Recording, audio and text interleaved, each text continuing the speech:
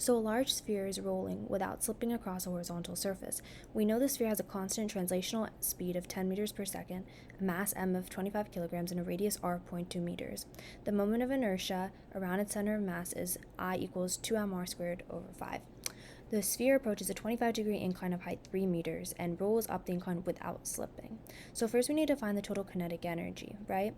So total kinetic energy is going to be your linear plus your rotational.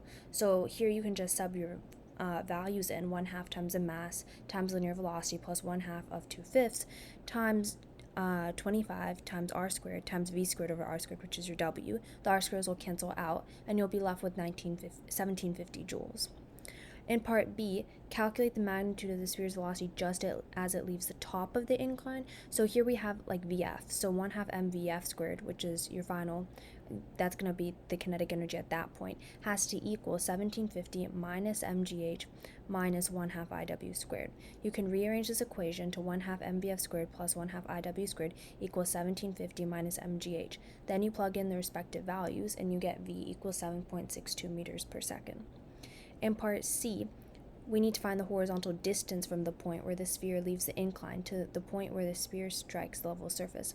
Because we're finding the horizontal distance, we need to use our equations d equals vit and d equals vit plus 1/2 at squared. D equals vit plus 1/2 at squared, we know that the vertical distance is a height of 3 meters. So negative 3 equals 7.62 times 0.42t minus 4.9t squared, and we get t equals 1.17.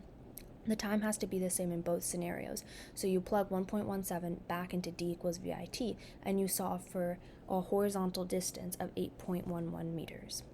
In part D, it's telling us that the sphere is rolling toward the incline. Instead of that, the incline is going to be frictionless.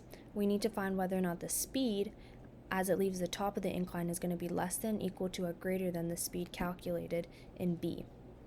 So the speed of the sphere as it leaves the incline would be greater because the rotational energy would be converted into translational kinetic energy. So obviously energy is being conserved, but instead of being the rotational energy because it's leaving the incline, now it's translational kinetic energy.